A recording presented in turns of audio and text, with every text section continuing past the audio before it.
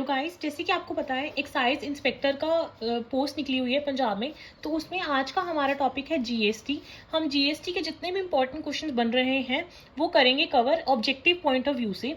तो अगर आपसे पूछा जाए जीएसटी किस टाइप का टैक्स है, तो जीएसटी एक कंजप्शन बेस्ड टैक्स है। कैसा टैक्स है? कंजप्शन पे बेस्ड, जो कंजप्शन है उसके ऊपर लगता है, उस टाइप का टैक्स है। ठीक है।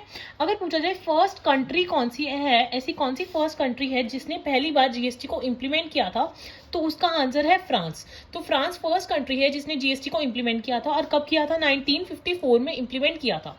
जीएसटी एक टाइप का इनडायरेक्ट टैक्स है।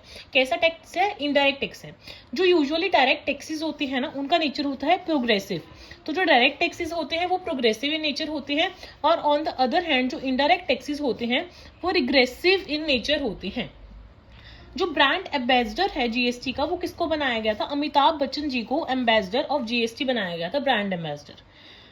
इंडियन जीएसटी ब्रांड, जो हमारी इंडियन जीएसटी है वो किस मॉडल पे बेस्ड है? जो हमारी इंडियन जीएसटी है that is based on Canadian model. जो हमारी इंडियन जीएसटी के जो क्रक्स हैं वो हमने कहाँ से लिए हैं? वो हमने कनाडा से लिए हैं। तो फर्स्ट कंट्री इंप्लीमेंट करने वाला फ्रांस है। इंडिया का जो जीएसटी मॉडल है वो कनाडा पे बेस्ड है। फर्स्ट ब्रांड एम्बेसडर जो जीएसटी का बनाया है या अभी भी है वो है अमिताभ बच्चन जी। जीएसटी एक टाइप का इंडायरेक्ट टैक्स है, और जो इंडायरेक्ट टैक्सेस होते हैं वो यूजुअली रिग्रेसिव इन नेचर होते हैं, और on the other hand direct taxes for example income tax वो किस नेचर के होते हैं? प्रोग्रेसिव नेचर के होते हैं। नेक्स्ट है जो जीएसटी है वो किस कमेटी की रिकमेंडेशंस पर बना था? तो जीएसटी विजय केलकर कमेटी की रिकमेंडेशंस पर बना था।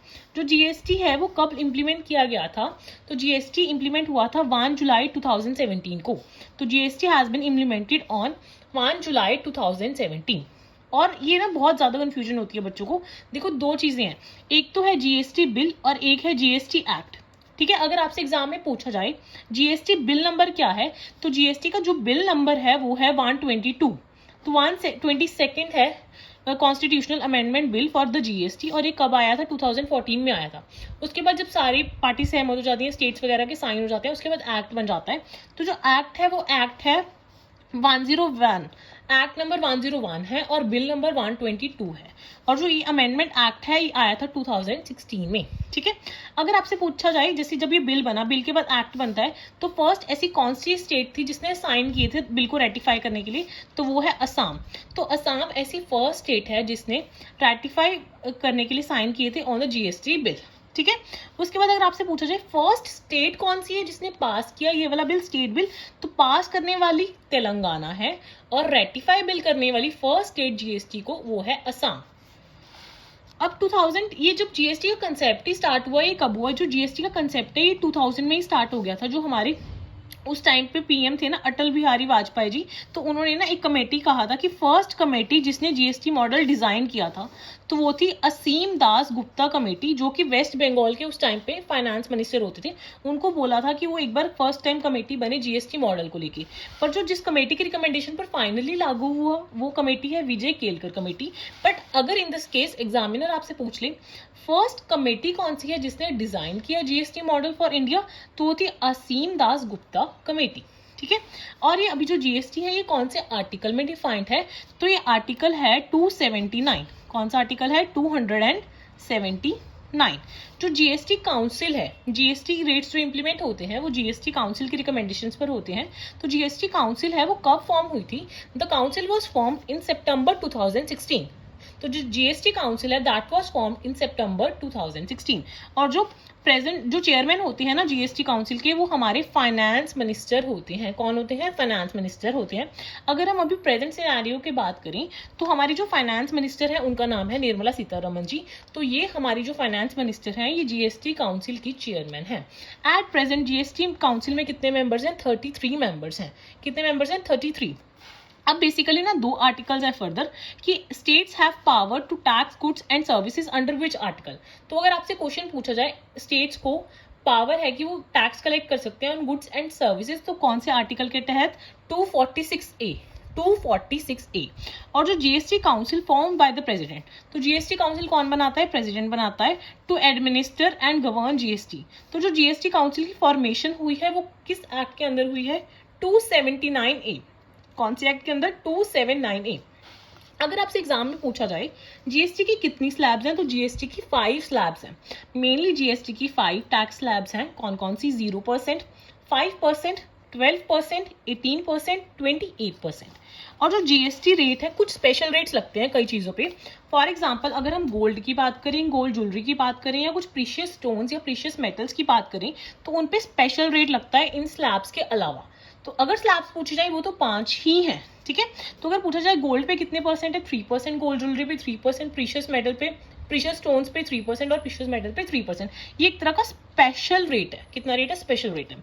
और अगर आपसे पूछा जाए as per 37th GST council meeting, जो कटिंग वाली होती है, या सेमी पॉलिश्ड स्टोन्स होते हैं, डायमंड स्टोन्स वगैरह या इस टाइप के स्टोन्स लगा लो, उन पे स्पेशल रेट कितना लगता है? 0.25%। तो कट और सेमी पॉलिश स्टोन्स पे कितना लगता है? 0.25%। और जो गोल्ड ज्वेलरी, प्रीशियस स्टोन्स या प्रीशियस मेटल है, उन पे स्पेशल रेट लगता है 3%। ठीक है, ये सारे ऑब्जेक्टिव टाइप इंपॉर्टेंट क्वेश्चन है। उसके बाद जो ई वे बिल्स हैं, कौन से बिल्स हैं? ई वे बिल्स, वो लॉन्च हुए थे इंटरस्टेट मूवमेंट के लिए। अगर इंटर मतलब क्या होता है? इंटर मतलब अलग अलग, जैसे राजस्थान से जा रहा है उत्तराखंड, या इंटर स्टेट मूवमेंट। इंटर मतलब between two states, between different states या टू स्टेट्स। तो इंटर स्टेट मूवमेंट के लिए जो ई वे बिल था वो लॉन्च हुआ था 1 अप्रैल 2018 को। कब हुआ था? 1 अप्रैल 2018 को। इंट्रा मतलब विद इन। और जो विद इन स्टेट मूवमेंट के लिए लॉन्च हुआ था ई वे बिल, वो हुआ था 15 अप्रैल 2018 को। तो इंटर स्टेट मूवमेंट के लिए 1 अप्रैल 2018 को, और इंटर स्टेट मूवमेंट के लिए जो ई वे बिल लॉन्च हुआ था वो हुआ था 15 अप्रैल 2018 को। ठीक है। उसके बाद जो ई इनवॉइसिंग का सिस्टम है, वो कब से लागू कर दिया गया था? 1 अक्टूबर 2022 से, 2020 से, ठीक है, 1 अक्टूबर 2020 से लागू कर दिया गया था कि जो बिल बनेगा ई वॉइसिंग होगी। ठीक है।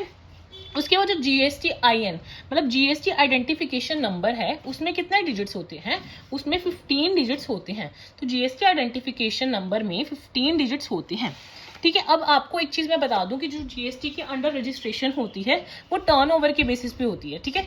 तो अगर for the sale of goods है, अगर हमने गुड्स सेल करनी है, तो अगर आपकी टर्नओवर 40 लाख से ज्यादा है तो आपको रजिस्ट्रेशन करवानी होगी। और कुछ स्पेशल कैटेगरी स्टेट्स होती हैं, उनमें अगर उनकी टर्नओवर 20 लाख से ज्यादा है तो उनको जीएसटी के अंडर रजिस्ट्रेशन करानी होगी। This is for the sale of goods. But अगर हम सर्विस प्रोवाइडर्स की बात करें, तो अगर टर्नओवर 20 लाख से ज्यादा है तो उनको रजिस्ट्रेशन करवानी होगी। और जो स्पेशल कैटेगरी वाली स्टेट्स हैं, उनकी अगर टर्नओवर 10 लाख से ही ज्यादा है तो उनको जीएसटी के अंडर रजिस्ट्रेशन करवानी होगी। तो गुड्स के केस में 40 लाख से ऊपर टर्नओवर हो तो तब रजिस्ट्रेशन, और सर्विसेज के केस में 20 लाख से। बट अगर हम स्पेशल कैटेगरी की बात करें, गुड्स के केस में 20 लाख से ऊपर और सर्विसेज के केस में 10 लाख से ऊपर। ठीक है।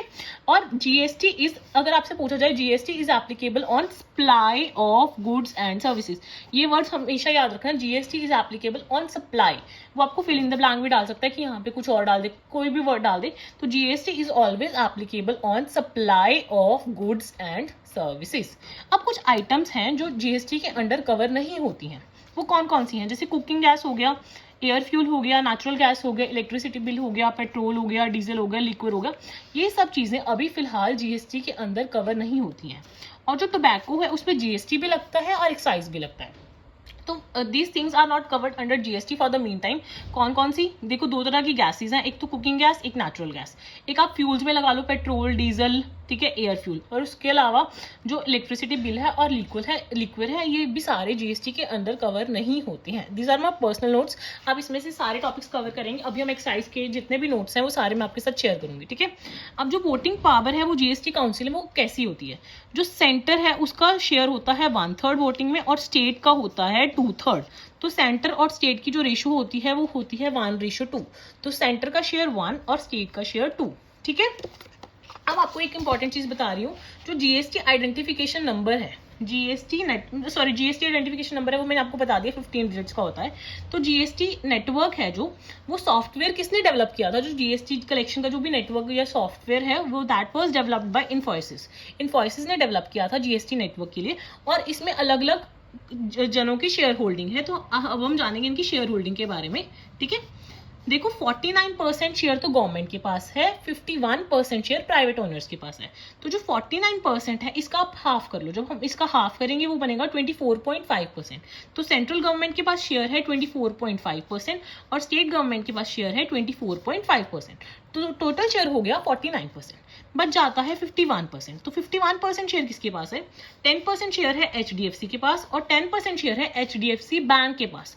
तो HDFC की जैसे सब्सिडरीज है फर्दर, तो HDFC के पास 10% है, HDFC बैंक के पास 10% है। उसके बाद ICICI बैंक के पास भी 10% है और NSE स्ट्रैटेजिक इन्वेस्टमेंट कंपनी इनके पास 10% है और 11% शेयर है LIC हाउसिंग फाइनेंस लिमिटेड। तो टोटल शेयर हो गया 100% और जिसमें से 49% गवर्नमेंट के पास, 51% प्राइवेट होल्डिंग्स के पास। उसमें से HDFC bank, ICICI bank, NSE strategic investment company और LIC हाउसिंग फाइनेंस लिमिटेड, इन सबका मिला के 51% हो जाता है। बाकी सबका 10-10 ही है। जो LIC हाउसिंग फाइनेंस लिमिटेड है इसका 11% है। ठीक है। जो GST काउंसिल है इसका हेडक्वार्टर न्यू दिल्ली में है और फॉर एग्जाम्पल अगर आपने होटल अकोमोडेशन की है जिसकी ट्रांजैक्शन वैल्यू 1000 रुपये या 1000 रुपये से कम है तो उस पर GST चार्ज नहीं होगा फॉर द सर्विसेज। सो ये इंपॉर्टेंट है। कुछ GST का और भी इंपॉर्टेंट हम करेंगे नेक्स्ट वीडियो में। फिलहाल नीचे डिस्क्रिप्शन में एक टेलीग्राम चैनल का लिंक है, आप उसको ज्वाइन कर सकते हैं ताकि आप हमारे चैनल के साथ कनेक्टेड रहें। और मैं आपके साथ सारे नोट्स अपने धीरे धीरे करके शेयर करूंगी एक्साइज इंस्पेक्टर के लिए। Okay, bye till then.